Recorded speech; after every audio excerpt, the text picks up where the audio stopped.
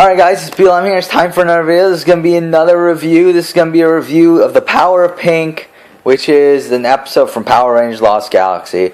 I think without saying, I'm going to give this episode a 10. I mean, it's pretty blatantly obvious. This is one of the best episodes of all time, and I don't know how anyone cannot give this episode a 10 out of 10. I mean, this is a freaking brilliant episode. If you don't know, this is a pretty much part 2 to the team up with Power Rangers in Space. Part 1 was the 2 to 10th Power, and this is pretty much the continuation of that, where the galaxy, it starts off with the Galaxy Rangers showing the Space Rangers their Galactic Beast and stuff. Cassie decides to jump on the Galactic Beast, which this is actually foreshadowing. Well, it was supposed to be foreshadowing, because Cassie was originally going to be cast as the Pink Ranger replacement after Kendricks left. However, because of pay problems, because they were only going to pay Patricia Jolie, I believe, the amount for a guest role instead of like a full role, she got pissed off and left. So they got Crone to replace her. Yeah, this was supposed to be foreshadowing, but it just didn't really end up working. But Psycho Pink gains consciousness and stuff like that, and rebels against Trakina, as she only wants to defeat the Pink Rangers, not all the Rangers. So Trakina lets her go and defeat the Pink Rangers. Psycho Pink then finds Kendricks and reads her mind, which I like that they brought this back, because this was used in Space, and I'm glad that they brought it back in Lost Galaxy as well. But she reads Kendricks' mind, which she was just reading about the Savage Sword, which is a sword that can become really powerful and stuff. So now Psycho Pink knows about it and decides to go get it. Kendricks runs into Cassie, and both of them run after Psycho Pink and head for a planet called Rashon, which is where the Savage Sword is located. And on their way there, Kendricks and Cassie finally tell the Rangers that they need help. I don't understand why it took them so long. I mean, you think that they would have before they left Terra Venture, but whatever. But the other Rangers are attacked by Deviat, Villamax, and a whole bunch of Stingwingers. Both teams morph, and they end up fighting them.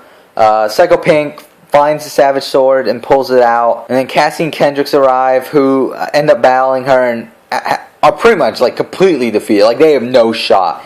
Like, they are just pretty much screwed. Psycho Pink then uses the sword to take Cassie's energy away, which allows her to heal up, as she was injured in the previous battle.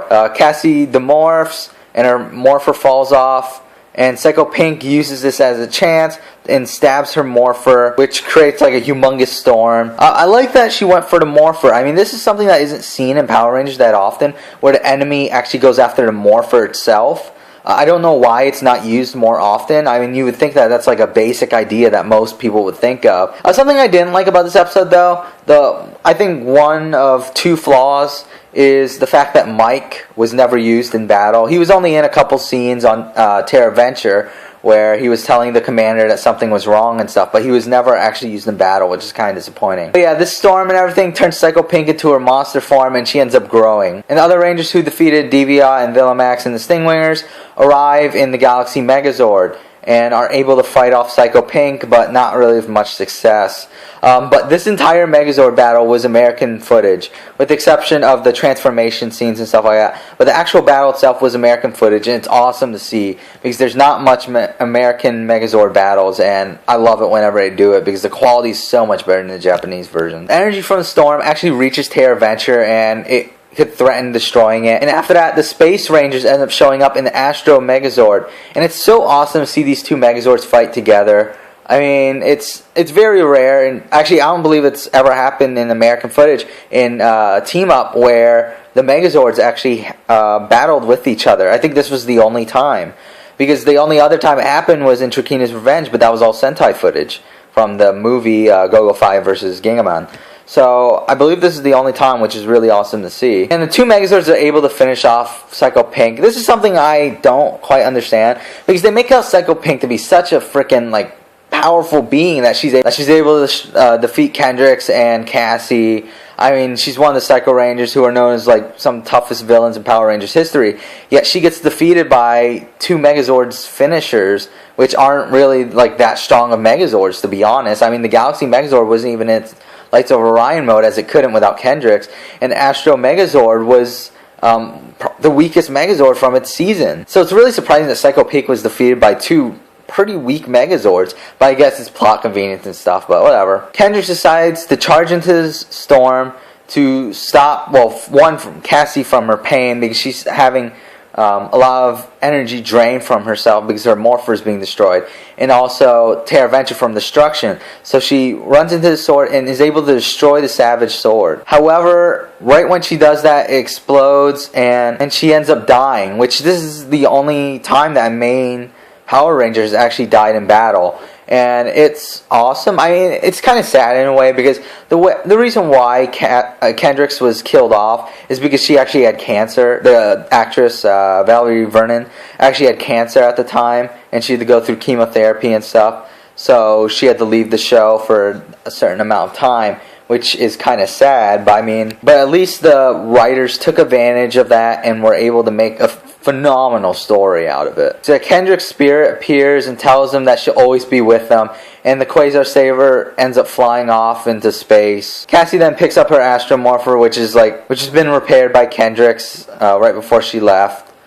And at the end of the episode, the Space Rangers decide to leave because they have to go back to Earth to save Earth.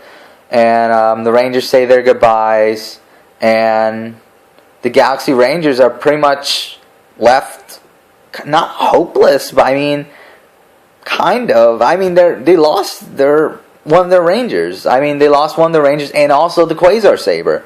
So they're in not the greatest condition right now.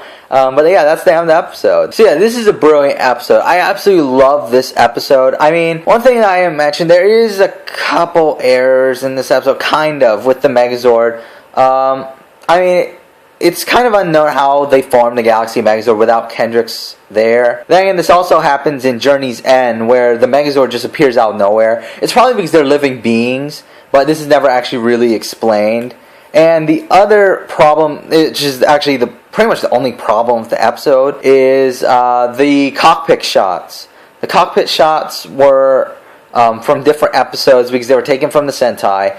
But there were some shots that they were wearing the Lights of Orion armor, which they're not supposed to, because they shouldn't have had the Lights of Orion activated, because Kendricks wasn't there, and second, the Megazord wasn't even in Lights of Orion mode anyway. So that is a mistake. But this episode still deserves a 10 out of 10. It's still a brilliant episode. It does have a couple flaws, but those are easily overlooked. And this is quite possibly my favorite episode that I've reviewed so far. It's close with Ranger Gone Psycho, but this is just a fantastic episode. So yeah, that's my review of 10 out of 10. Thank you for watching.